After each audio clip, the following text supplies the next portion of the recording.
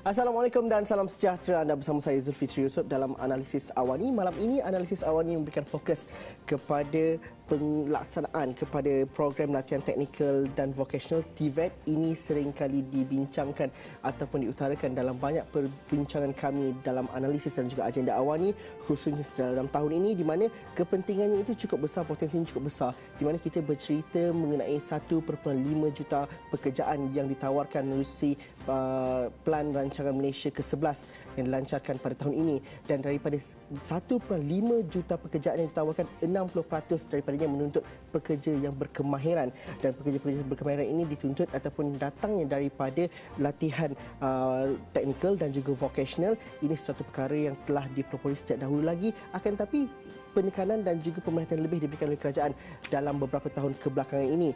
Saudara Muhammad Rizan Hassan merupakan Ketua Penerangan Majlis Belia Malaysia bersama kami dalam Analisis Awani malam ini. Salah satu daripada mereka yang melalui proses dan juga pengalaman daripada latihan teknikal dan juga vocational. Kalau dilihat, TVET bukan sesuatu perkara yang baru dimulakan di Malaysia. Akan tapi penekanannya lebih semenjak Rancangan Malaysia ke-10 hinggalah Rancangan Malaysia yang ke-11 ini. Strukturnya mungkin ada, akan tapi ramai yang mengatakan bahawa apa yang menjadi lebih penting pada kali ini ialah bagaimana pelaksanaannya itu, koordinasi di antara kerajaan, dan juga dalam masa yang sama mungkin sebelum kita pergi jauh, mungkin Rizan dapat berkongsikan pengalaman sendiri mengenai persepsi, mengenai bagaimana kalau kita belajar TVET ni mungkin diberikan sedikit sebanyak persepsi yang berbeza, dan nak cari kerja pun mungkin mudah, akan tetapi tidak semudah yang disangkakan. Bagaimana Rizan kalau boleh dikongsikan daripada pengalaman sendiri? Saya sendiri adalah produk TVET dan juga pernah bekerja dalam industri dan juga pernah terlibat dalam latihan kemahiran. Pernah juga terlibat dalam pembentukan modul-modul latihan kemahiran. Jadi secara holistiknya tentang TVET ni, insya-Allah lah saya mempunyai kemahiran, maknanya boleh bercakap. Boleh kau tim lah. Boleh kau tim, boleh bercakap tentang perkara ni. Cabaran dalam TVET ni sebenarnya ialah datangnya daripada, pertama sekali adalah faktor masyarakat. Stigma masyarakat masih lagi melihat TVET ni adalah kelas kedua. Faktor kedua adalah sistem sedia ada. Sistem sedia ada juga kadang-kadang memperlihatkan TVET ni adalah pilihan kedua. Di mana sebagai contoh, bila pelajar gagal PMR, P3 ataupun SPM, masuk vocational, masuk kemahiran.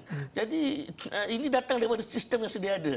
Sistem daripada sekolah, cikgu-cikgu, guru kaunseling, melihat TVET adalah laluan kedua kepada pelajar begini. Begitu juga dalam sistem kerajaan, apabila nak mengatasi kemiskinan bandar adalah TVET juga. Kan? Jadi TVET ini tidak diangkat dalam diangkat ke satu tahap bahawa ianya pertama setara dengan pendidikan akademik profesional yang lain, dan juga tidak diangkat sebagai satu perkara yang sebenarnya menjadi pilihan utama, di mana pelajar yang kecemerlangan dalam bidang akademik juga boleh masuk dalam aliran TVET ini, dan dilihat dia bukanlah pelajar yang bermasalah, tetapi ekosistem dah terbentuk begitu sejak sekian lama.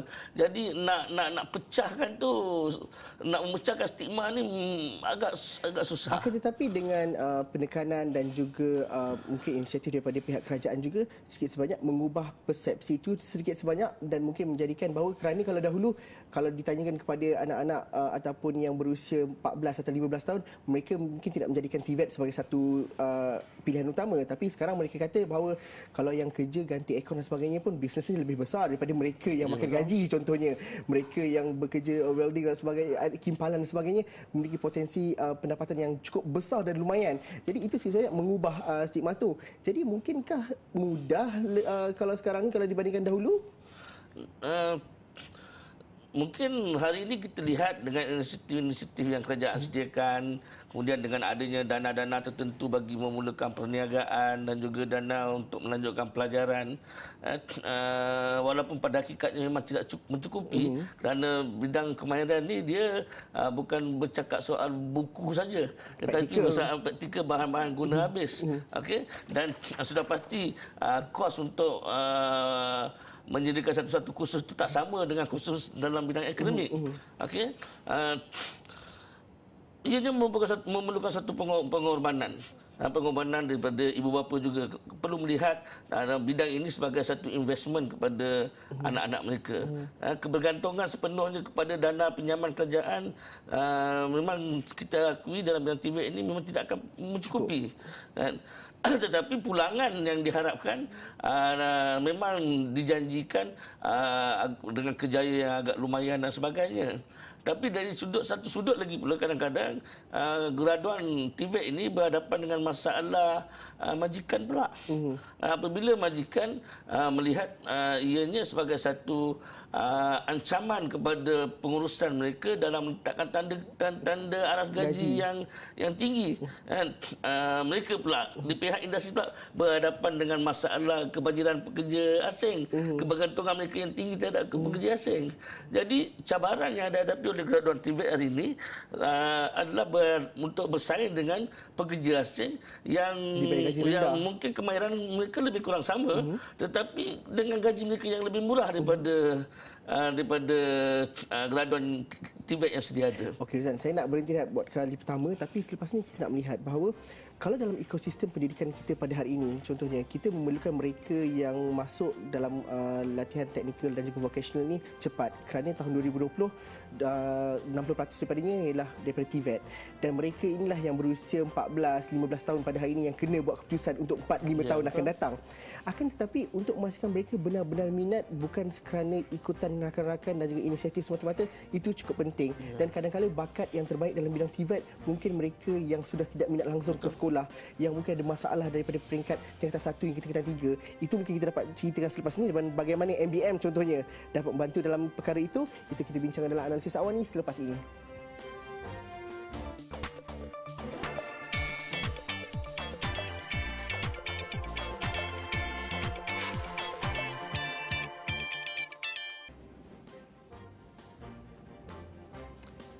Okey, bertemu kita dalam analisis awal ni, kita masih lagi membincangkan mengenai bagaimanakah pelaksanaan program latihan teknikal dan vocational TVET dapat melahirkan lebih ramai lagi tenaga mahir dan juga modal insan yang diperlukan untuk kemajuan negara menjelang tahun 2020, kerana ini adalah sektor ataupun ini adalah kumpulan golongan modal insan yang diperlukan dalam pertumbuhan ekonomi negara dalam masa yang mendatang.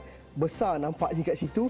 Akan tapi tadi Rizal, kalau kita bercerita di peringkat di bawah sana, di lapangan sana, mereka yang nak memasuki bidang pekerjaan tahun 2020 ini mereka yang berusia 14, 13 atau 15 tahun pada hari ini, dan ekosistem pendidikan kita tidak secara tidak langsung kita katakan tidak membuka peluang itu secara lebih awal kepada mereka yang mempunyai bakat dalam bidang vocational dan juga teknikal.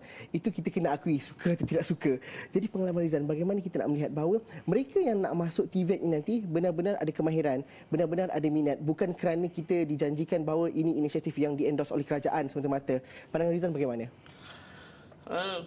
Dalam platform Majlis Belia Malaysia dan juga dalam beberapa seminar, forum dan sebagainya, kita tetap pertahankan dan perjuangkan bahawa pendidikan teknik dan vocasional ini bukan bermula daripada lepasan SPM ataupun selepas PT3. Ia perlu bermula selepas UPSR, seawal usia 13 tahun, supaya minat mereka ni ataupun potensi mereka ni dapat dikenal pasti dengan lebih awal lagi. Kita bukan hanya untuk melahirkan golongan teknologis yang mempunyai kemahiran supervisory ke bawah, tetapi kita juga nak melahirkan teknologis yang mempunyai kepakaran yang lebih tinggi. Jadi nak mencapai kepakaran yang lebih tinggi ini, mereka ni perlu ada satu sistem latihan yang lebih awal terdedahnya apabila mereka berumur 18-19 tahun. Okey, kalau mereka dah dapat ilmu kemahiran itu seawal usia 13 tahun di peringkat rendah hingga ke tengah, Kalau peringkat tinggi dia, kita akan lebih ramai anak muda lebih yang cepat, fast track lebih kat cepat. Lebih cepat. Dan hari ini kalau kita tengok industri-industri yang sedia ada yang mempunyai komitmen untuk membantu kerajaan dalam soal pembangunan tenaga mahir ni, mereka mahukan pekerja yang dilatih dengan lebih cepat. Mereka tak nak tunggu 2 tahun, 3 tahun dengan sistem kemahiran yang ada ni. Mereka rasakan cukup lama. Kan, sebab akhirnya industri itu juga akan memberi latihan kepada bakal pekerja mereka. Sebab tu dalam konteks ini sistem latihan sedia ada, perlu ada pelibatan daripada industri. Itu yang pertama. Dan alhamdulillah kerajaan sudah ada program-program seperti skim perantisan, sistem latihan dual nasional, tetapi tidak menarik minat industri-industri besar. Mungkin insentif yang diberikan kepada industri tidak begitu memberi rangsangan mereka untuk turut sama. Mungkin ada insentif cukai yang lebih menarik ataupun peluang-peluang dari segi pelepasan cukai, dari segi penggunaan peralatan dan sebagainya perlu diberikan kepada industri supaya alatan-alatan daripada industri yang tidak yang masih lagi boleh digunakan boleh diletak di dalam pusat latihan. Okey. Jadi pada masa yang sama juga latihan-latihan kemahiran yang ada di Malaysia ni hari ini semuanya menjurus kepada peluang bekerja di sektor perkilangan dan sebagainya. Persepsi itu masih tertumpu kepada fokus. Sedangkan hari ini kalau kita fikir begitu, kalau semuanya datang daripada golongan remaja yang second class, siapa yang nak jadi cikgu pula? Kan kita pula hadapan bermasalah dengan tenaga pengajar yang sepatutnya kemahirannya lebih tinggi daripada mereka yang masuk dalam latihan kemahiran. Sebab tu dalam TVET ni kita perlu tengok untuk melahirkan tenaga pengajar yang bakal menjadi tenaga pengajar perlu mempunyai pencapaian akademik yang bagus dalam peperiksaan akademik. Okey, kemudian bagi mereka yang nak mulakan perniagaan, bagaimana TVET itu melahirkan golongan usahawan yang golongan teknopreneur yang mempunyai kemahiran dalam bidang mereka dan juga kemahiran berusaha niaga. Kemudian TVET juga perlu ada penekanan juga bagaimana mereka ni dalam level supervisory, maka elemen supervisory perlu dimasukkan. Hari ini latihan di dalam negara kita, kalau sebut tentang kemahiran ini 100% dia belajar. Kalau otomotif dia belajar. Dia kurang elemen sasia, multitasking dalam tu. Apa yang kita boleh pelajari daripada negara-negara yang sudah kehadapan dalam TVET ini? Kalau contoh terbaik mungkin Jerman, tapi mungkin juga contoh-contoh yang lain dari negara Asia juga boleh dicontohi.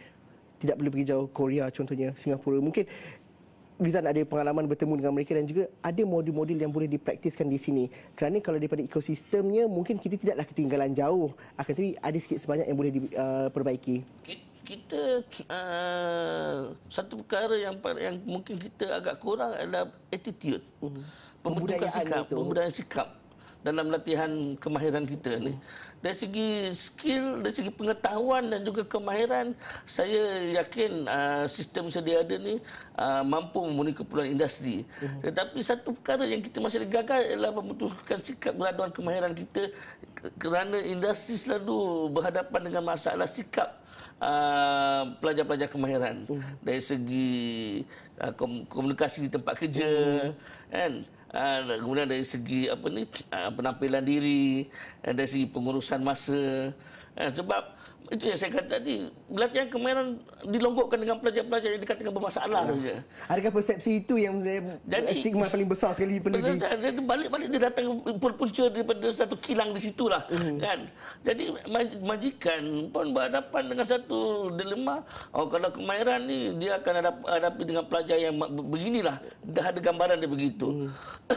Sebab itu kita tekankan elemen pembangunan sasia perlu diberi pertengahan dalam TVET ini supaya graduan yang kita lahirkan itu selain daripada dia mempunyai kemahiran, mereka juga mampu menunjukkan nilai-nilai jati diri sebagai seorang pekerja yang bermaruah, yang bernilai tinggi kepada majikan. Sebab contoh kalau kilang Jepun, dia kurang melihat kepada kemahiran individu, tapi dia melihat kepada bagaimana sikap sebagai seorang pekerja tu, ketaatan dia bagaimana, kan, penampilan diri dia bagaimana. Kan? Okey, saya nak berhenti buat kali terakhir, tapi selepas ini tadi Rizan ada menyebut bahawa benar kita melahirkan kelompok yang ramai untuk TVET kali ini, dan kita tidak mahu juga melahirkan jumlah yang besar, akan tetapi mereka tidak dapat masuk dalam pasaran kerja yang sepatutnya, tidak memenuhi keperluan yang diperlukan oleh industri, dan industri juga mungkin masih lagi mengambil pekerja asing yang dibayar gaji dengan lebih rendah tapi memiliki kemahiran yang lebih kurang sama berdasarkan pengalaman mereka, dan kita tidak mahu mereka ini menjadi golongan yang sekelompok graduan yang tepu dan bermasalah di satu bahagian saja. Itu bagaimana kita nak pastikan bahawa ada connection ataupun ada hubungan yang baik antara industri dan juga mereka yang berada di latihan dan juga vocational. Kita bincang selepas ini. Kita berhenti rehat seketika dahulu. Jumpa lagi dalam analisis awan selepas ini.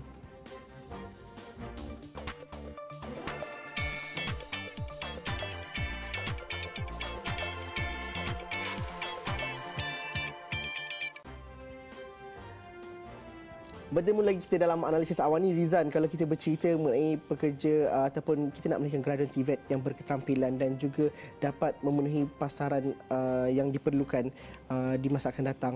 Akan tetapi tadi Rizan juga mengatakan bahawa kita tidak boleh juga melahirkan mereka dengan kelompok ataupun jumlah yang begitu ramai, tapi akhirnya mereka bila dah keluar nanti tercari-cari bidang kerja mana yang mereka boleh masuk. Dan juga dalam masa yang sama mungkin industri berkira ataupun mungkin mengambil pertimbangan yang banyak untuk mengambil mereka ini, kerana akhirnya mereka mungkin mengambil daripada pekerja asing dan juga mereka ini dibayar gaji dengan lebih murah tapi memiliki kemahiran yang lebih kurang sama. Sesuatu perlu dilakukan dalam aspek itu. Kalau berkenaan dengan peluang pekerjaan, memang 1.5 juta yang dinyatakan oleh kerajaan itu sudah pastinya memang daripada graduan TVET lah. Okey. Dan hari ini kita tengok universiti pun dah mula banyak menyebut soal TVET. Jadi institusi latihan kemahiran awam dan juga swasta hari ini juga berhadapan dengan, kita akan berhadapan dengan lambakan beberapa universiti yang mungkin juga akan menghasilkan graduan TVET juga. Okey.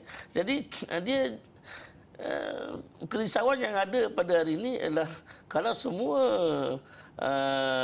nak jadi engineer, kan, siapa pula nak jadi operator?